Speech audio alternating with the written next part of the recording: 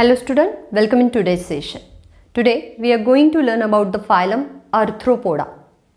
This is the largest phylum which containing large number of animals, or it is the largest phylum among the kingdom Animalia.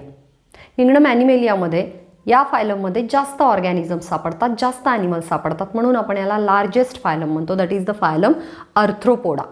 The name it is given on the basis of jointed appendages. appendages म्हणजे आपण पाय म्हणू, हालचाल करणारे जे अवयव आहेत त्यांना आपण appendages म्हणू, आपण hind limbs म्हणतो किंवा पोडियम म्हणजे पाय म्हणतो. Arthro means the jointed and podium means the leg.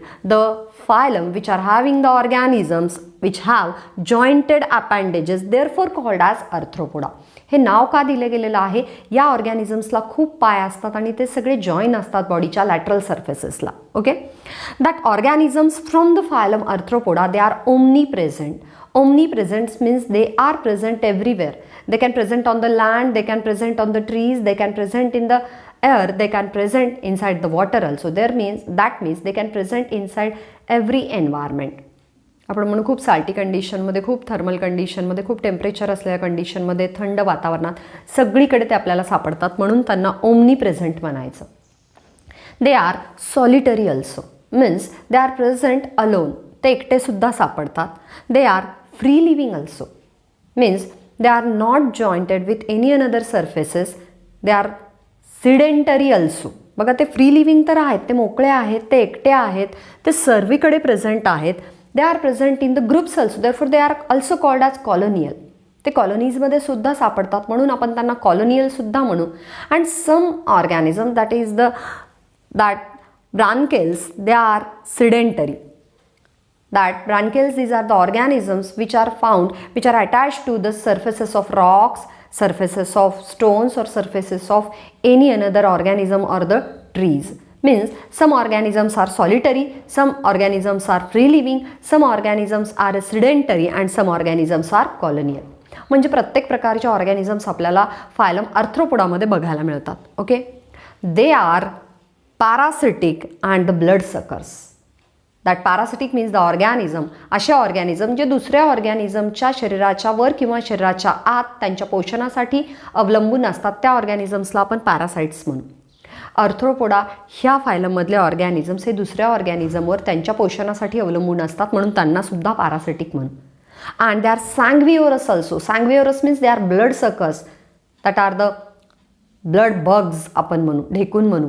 हे एक्झाम्पल येतं सँग्विओरसमध्ये किंवा पॅरासिटिकमध्ये. And they are arthropodans.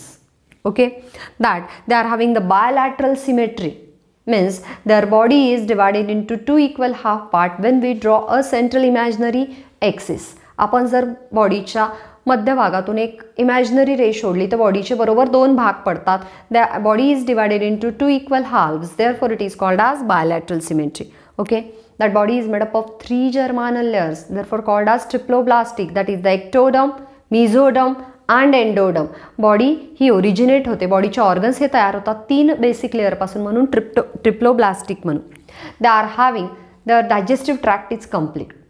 Okay, they are having the tube within tube body plan means they are having the tube like digestive cavity, gut inside the tube like body, therefore called as they are having the tube within the tube body plan. Elongated शरीरामध्ये पुन्हा एक tube सारखं digestive tract किंवा गट आहे, त्यामुळे त्यांना tube within the tube body plan म्हणून. Okay, then they are having the segmentations on their body. That is metameric segmentation present on their body. And that they are having organ system level organization. आपण बघितलं की tissue लेवलचं organization, cell लेवलचं organization. Unicellular organism एकाच सेलपासून बनतात. Multicellular ऑर्गॅनिझममध्ये काही organism टिश्यूपासून बनतात, त्यांच्यामध्ये फक्त विशिष्ट प्रकारचे टिश्यू आहेत. काही याच्यामध्ये ऑर्गन्स आहेत, एखादाच 2.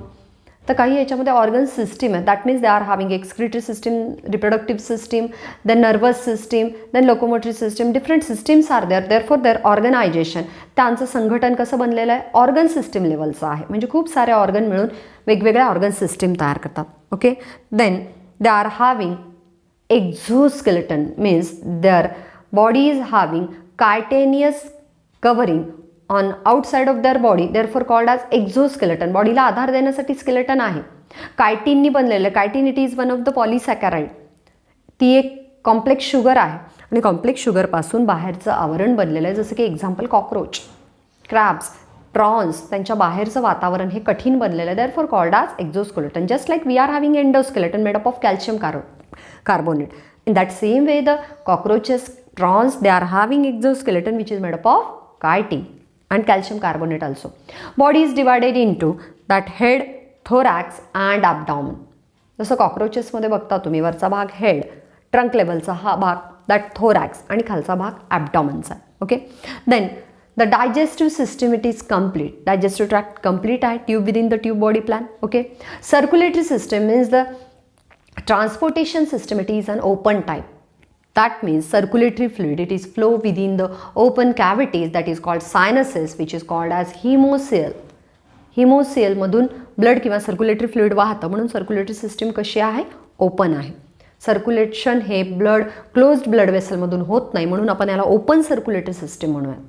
Then the respiration, it is with the gills, trachea, book lungs and book gills. These are the primitive organs for the respiration, but they are having the book lung, book gills and the trachea also. Then next, the excretion, it takes place by the green glands. Green gland, it is the organ for removal of nitrogenous waste from the body. शरीरातलं घाण पदार्थ बाहेर काढण्यासाठी green glands आहेत त्यांच्याकडे. That nervous system having the nerve rings and double ventral ganglionated nerve cord. Nerve cord म्हणजे आपण म्हणू एक सिंगल वर्टिकल लाईन जी वेगवेगळ्या नर्व्सनी बनलेली आहे आणि ती बॉडीच्या वेंट्रल साईडला, पाठीचा कणा आपण डॉर्सल साईड म्हणू, बट वेंट्रल साईडला जिकडून हार्ट जवळ आहे तिकडून हा वेंट्रल नर्व कॉर्ड प्रेझेंट आहे. डबल कोटेड असलेला अँड गँग्लिओनेटेड असलेला. Ganglion means the that bundles of the nerve fibres. Okay. Then sense organs are present just like the cockroaches having the अँटिनीज and they are having stimulus of the sensation or the stimulus about the change in temperature, change in acidity. म्हणजे त्यांच्या बाहेरच्या वातावरण काय चाललं आहे कॉकरोचेसला त्या अँटिनीजच्या मदतीने कळतं. त्यांच्या शरीरावर जे 2 अँटिनीज आहेत त्या मदतीने, just like the butterfly also. Okay. Sense organs are present means the nervous system is highly developed.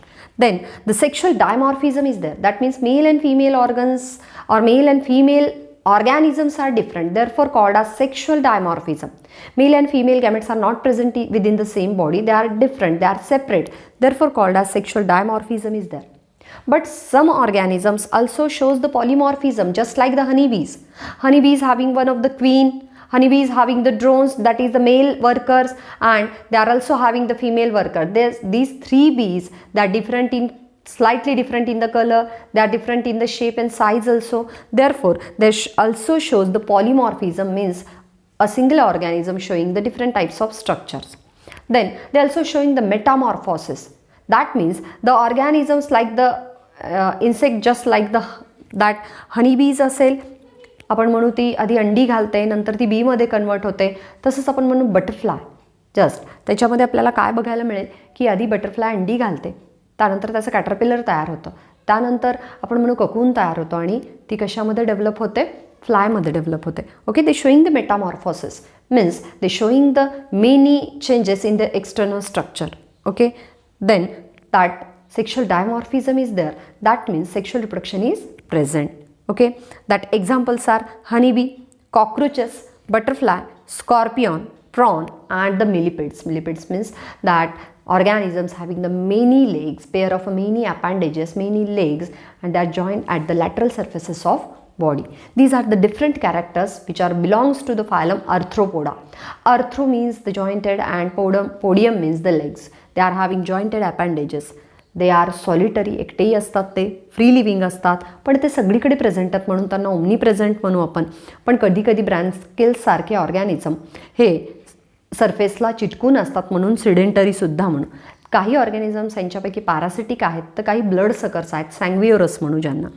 They are showing the bilateral symmetry, triploblastic and tube within the tube body plan. Digestive system is complete, digestive tract is complete.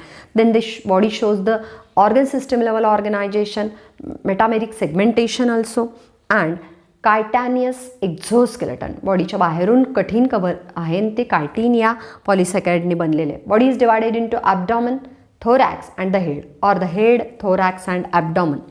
Circulatory system, it is open, circulatory fluid flow within the cavities, open spaces, that cavity is called as hemocoel. The respiration takes place by gills. Gills, these are the organ for the respiration present inside the fishes. Aquatic organism मध्ये असतं पण इथे पण आहे. Then trachea, book lung and book gills. Book lung and book gills, these are the primitive organs for the respiration. Then excretion by the green glands and nervous system having the nerve rings and the ventral ganglionated double nerve cord. Okay, then the sense organs are present just like the antennae in the cockroach. They are showing the highly sensible nature about the environment. Then sexual dimorphism is there, that means male and female organism is separate असतात. Okay, they are not present within the same organism.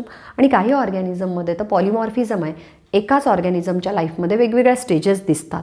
आणि example आहे बघा, honeybee, cockroaches, butterfly, मिलिपिड्स, scorpion, विंचू ज्याला म्हणू, prawns, and they also showing the metamorphosis, that means they shows the changes in their external structure, that is called as metamorphosis. Okay, जसं frog लहान असतं आणि अळीसारखा असतो, आधी एग्ज असतो मग अळीसारखा होतो, छोटा frog, then the adult frog is there. This process is called as metamorphosis. These are the characters of phylum Arthropoda. Thank you student for today's video.